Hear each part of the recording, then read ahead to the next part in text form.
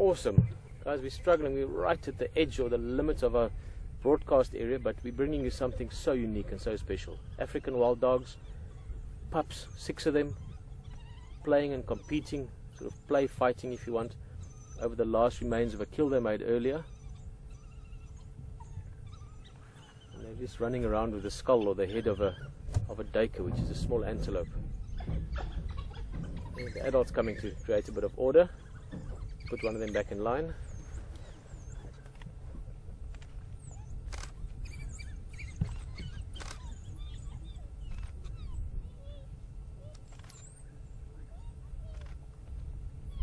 Oh, this is amazing.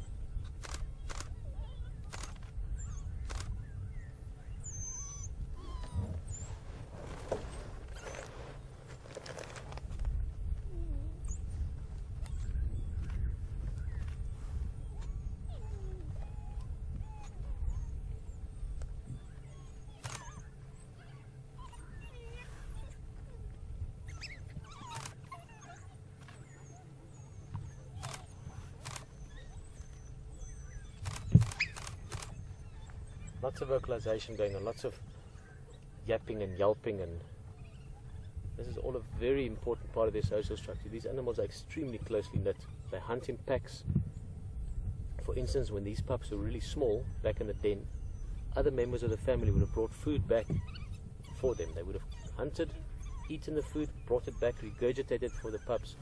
So these guys really are invested in each other. They are a close-knit unit, but that means there's lots of reminding and reassessing and rearranging sometimes even of hierarchy within the group. So constant activity.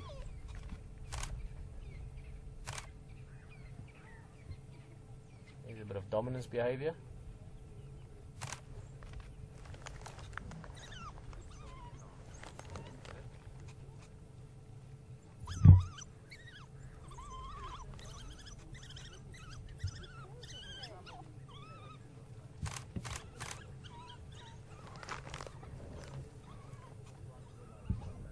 Well, nice to hear from Jackie's classroom again.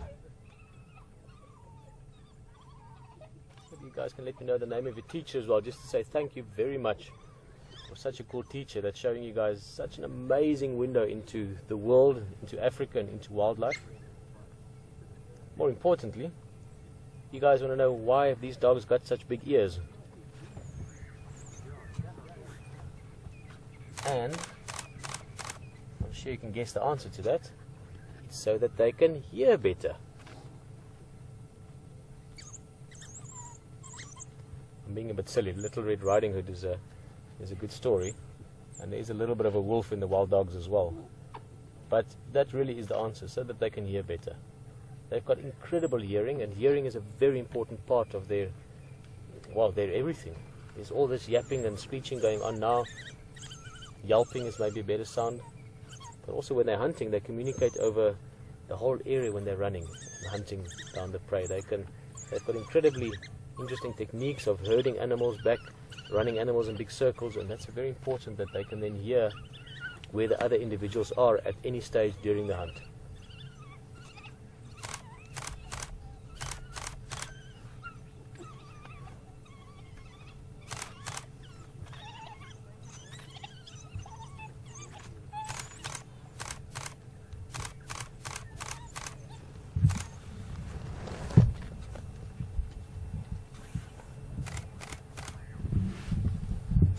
Oh, they're right behind us now. This is amazing. The adults have actually moved off. The adults have gone to Buffelshoek Dam to drink water, I think.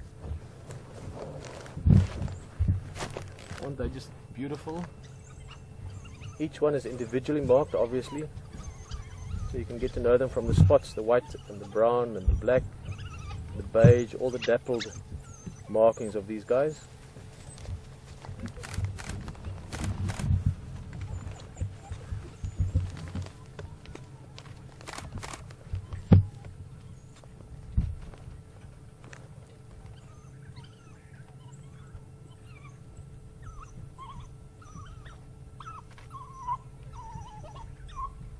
Mm.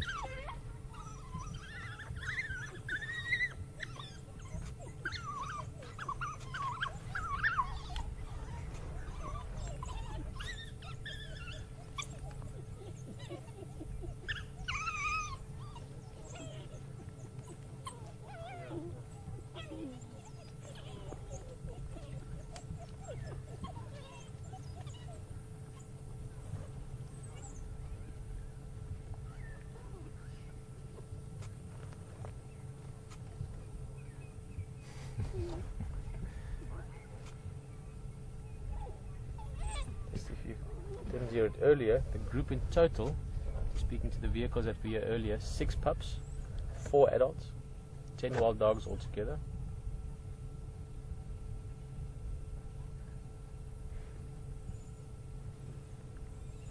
Looking at about, if I'm doing the math correctly, about 0.2% of the world's population, give or take.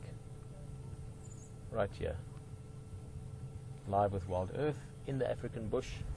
What a pleasure to have so many of you joining us. It's been lovely getting the questions, and great to know also that there are schools allowing kids to watch this during school time, and people from everywhere enjoying this with us.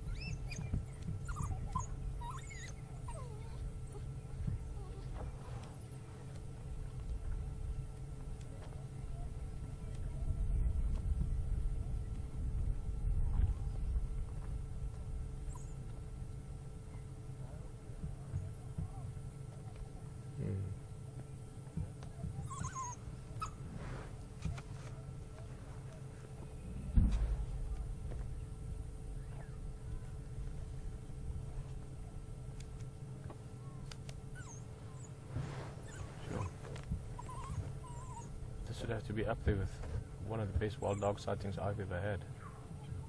Just sitting here looking at it. And that, to give you an idea, is out of about well, a lifetime going into various parts of Africa, but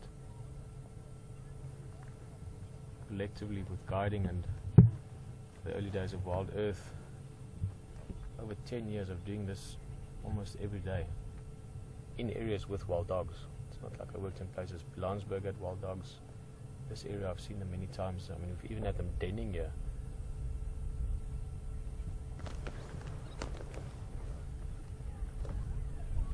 Sorry, as I said, we are on the edge of where we can broadcast from, so if you couldn't hear me, I was just saying that this is probably the best wild dog sighting I've ever had. And that's in over 10 years of living and working on a daily basis in areas with wild dogs. Back in the days when I guided here at Djuma, there used to be even dens on site, so we used to see wild dogs every day. But there was just the, I don't know, the excitement and the size of these pups, the healthiness of them. To be looking at a species that is so rare to see.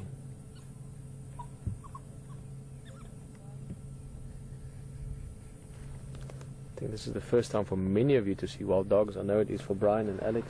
No, I've seen them. Have you seen them? Oh. I've seen them quite a few times. But this is the first time I've seen them. Boom. There we go. First time I've seen them with pups so young. Yeah. It's fantastic. It almost gives you a sense of hope that they can establish themselves. Oh, Happy, healthy. amazing. Still playing, running around with the remains of the hunt from earlier.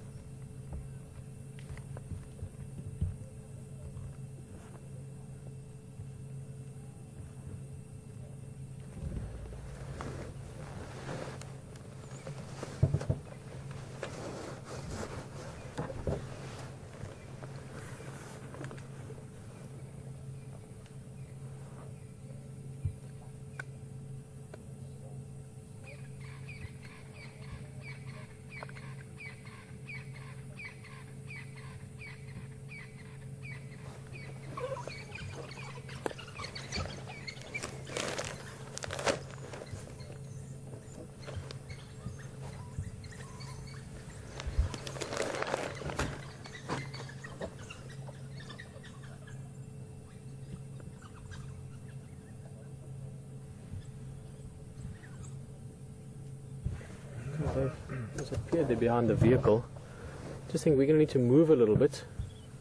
Also another vehicle that wants to come have a look. I might try and take us around to Buffelshoek Dam, see where the adults went.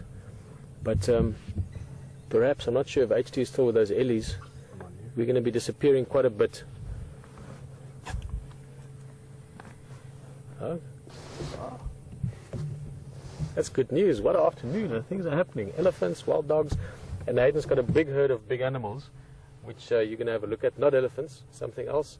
Big and many. If it's the group we saw yesterday, I think hundreds of them.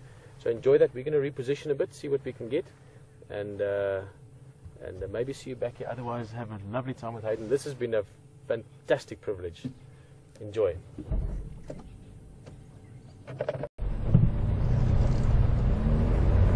Definitely feeling a lot more relaxed anyway. That was amazing, huh? Yeah.